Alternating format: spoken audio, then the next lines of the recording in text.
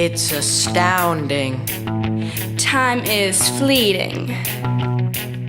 Madness Takes its toll. Let's do the time warp again.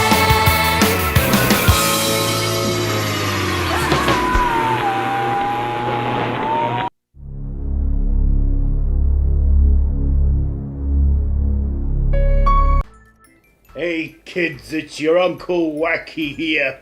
So, welcome to this month's Wacky Horror Picture Show with me, Wackjob, your favorite nightmarish clown. Well, I'm definitely up there with Stabby. So, this month on the show, and it feels like a while, because, well, I decided to let Dr. Purcell have the Friday I do usually. Just for a little change up, of course. So, let's try and find it. Oh yeah, so this month on the show, I'm reviewing Hot Fuzz and Buffy the Vampire Slayer. The film before the series, of course. So, let's get to Hot Fuzz first. Written by Edgar Wright and Simon Pegg, directed by Edgar Wright. That's right, the same guys who did Shaun of the Dead, which I did review on the first episode of this show back in March, or was it April?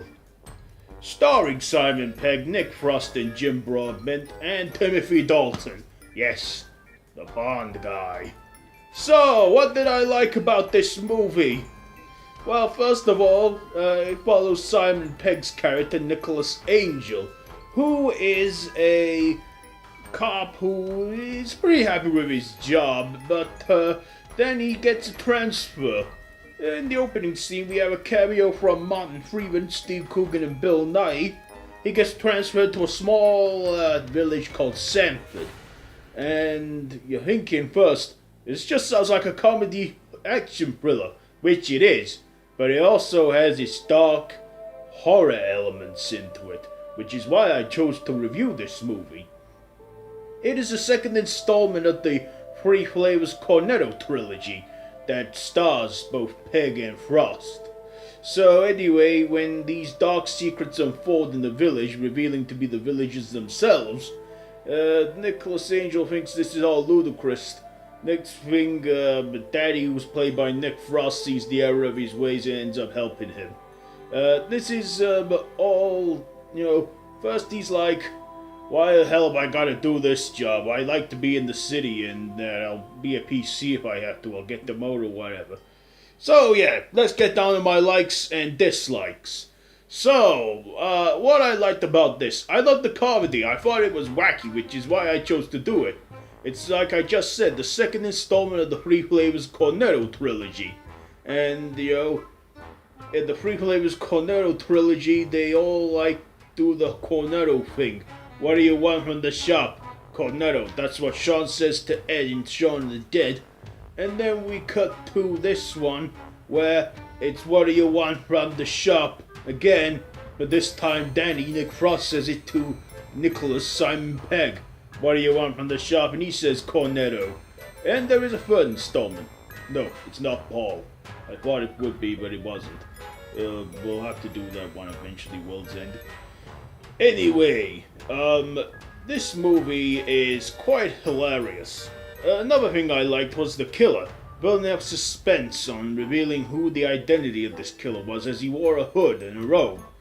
But then I liked the whole twist reveal to it, how it turns out to be the whole village, and they're all lunatics. Another thing I liked was the cameos in this movie, because we did see a lot of them, including cameos from British comedians such as Bill Bailey, Olivia Colman, and also, like I just said, Bill Nighy's not really a comedian, but he's a comic actor when he needs to be. So, other things I liked in this movie. Jim Broadbent and Timothy Dalton made good villains in this flick. I very much enjoyed this movie. There wasn't a thing to dislike about it much, apart from how much of Simon Pegg was such a misery in the first act of this movie. It was so serious and straight-faced, And I do like some of the stuff they did when he was meant to be in a serious situation, but it was funny. Such as when he said, "Oh, you mothers," and jumped over the fence saying, "What's the matter, Danny? Never took a fucking shortcut before?" The fucking bed wasn't in there, that was just me talking. So, my final thoughts. I enjoyed this movie. It was hilarious, and I like the dark humor it had into it. It also has cameo from David Bradley too. Not Doug Bradley, David Bradley. Anyway, I'm giving this one Hot Fuzz I'm giving fuck. Just as I'm about to wrap it up, you run out of batteries. Sort the fucking camera out. Oh, I do apologize. That was my cameraman there who didn't plug the charge into his camera. Anyway, as I was interrupted, I was about to give my whole ratings of this movie. I also enjoyed the cameos from that guy who played Frank Gallagher in Shameless. Yeah, he was in that too. Yeah, quite a lot of cameos that you can miss in there, including Kate Blanchett too. Anyway, back to my ratings. I'm giving the Hot Fuzz. I'm gonna give it I'm giving it 4 whacks and a quarter out of 5. Okay, how about we cut the crap and get to our next review in this show? That's right, it's the 1992 movie adaptation of Buffy the Vampire Slayer. Let's do it.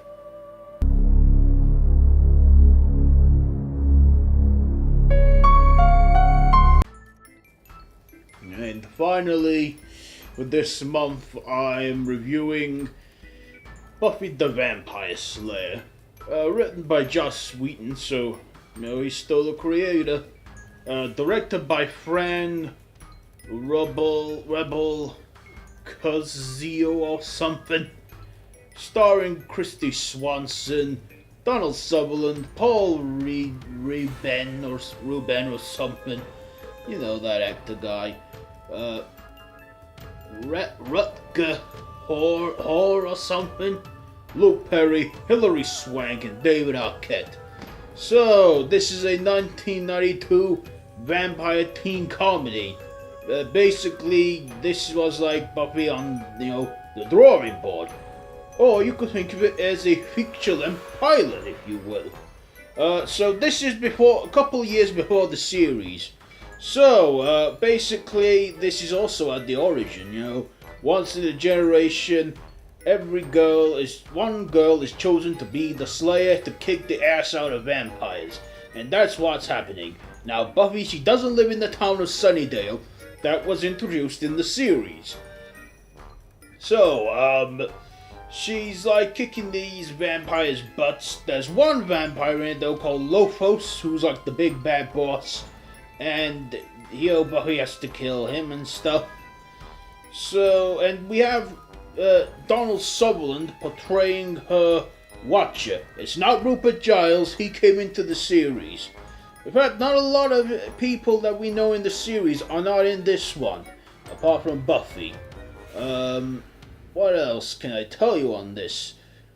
Yeah, Buffy's like a girly girl, she has girly friends and stuff. And then there's the guys, there's Luke Perry, who is Buffy's love interest, Pike. No, not Spike, Pike. He's not a vampire, he's a human. So, yeah, Hilary Swank is like a young supporting actress in this one. This is, quite funny and edgy. So down to my likes and dislikes. What did I like about this? I just like the comedy humor in this one. It was lighthearted, probably PG-13 rated. What else could I tell you with this? The vampires were not like we see in the series. They were like not with the frowny foreheads. They were just like normal looking people with the fangs. And when you stake them, they don't turn into dust. They just die. Probably because this movie was a low budget movie, they couldn't really, spend away on effects. So, my other things that I liked. I just liked the whole cheesy humor in it as well. It was like a proper fucking cheesy movie. other things I liked the soundtrack in the film. The soundtrack was good. I also liked the henchman vampire that had a bad hair day who looked stupid. He was a funny guy. And I also liked the Master Lothos's dying line when he gets staked in the heart saying, "No, I'm really pissed off." When he falls on his knees, he then goes, "Whoops." That's a funny kill for me. So yeah, it's quite a fun movie.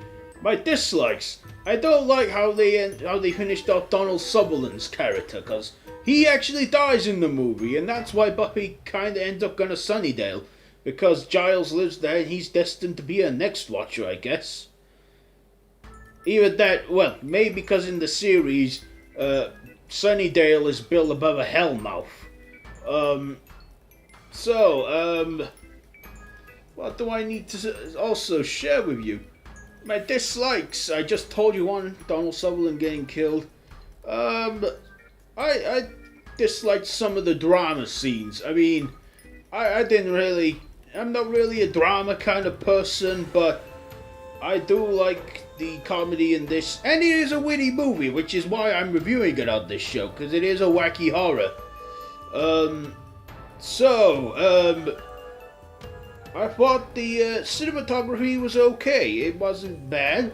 This was like, Joss Whedon's first attempt at this. In fact, this movie launched his career, but unfortunately the movie wasn't successful enough to get a sequel. But however, 5 years later in 1997, they did make a TV series set in the fictional town of Sunnydale, which I've already told you has got a hellmouth under it, where demons and vampires and all these monsters and shit are just lured to the town. So, what else can I tell you on this? Something must have happened to Pike because he wasn't in the series. However, this might not be, how can I put it? This doesn't star Sarah Michelle Gellar as Buffy either. I think this kind of is like, how can I put this? The series is sort of like a reboot of the movie, only we skip the backstory because we already know it from the movie, or at least have a good idea of it. However, this has gained a franchise that is carried on in comics and stuff. And even an animated series. But following on to the series, of course. So anyway, my final thoughts on this. It was a solid movie. It was funny. It was cheesy. It was a bit dull in some scenes. But I do like this movie. In my own way. This is so funny. I remember watching this as a little kid back when my ma used to lock me in my room. I would peep through the door and watch it when she's like passed out drunk before she beat me to sleep at night. That's my whole backstory. I'm not getting into details about that. So yeah, I enjoy Buffy the Vampire Slayer. I do recommend it. It's definitely, I do recommend it if you're gonna have beer and pizza with your friends, because that's what kind of movie it is. A beer and pizza movie. So I'm giving Buffy the Vampire Slayer 3 whacks out of 5. So that's it for this month.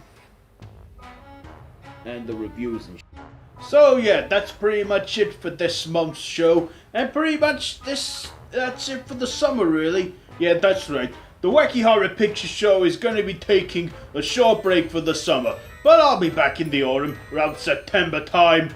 Until then, just don't have nightmares. And if you do, I'll be waiting for you. So yeah. Until I return, something else is going to be filling in for me, whilst whatever random horror is providing for this channel. Anyway, until then, I'll see you later. Yes, I think I fucking got my clown laugh spot on.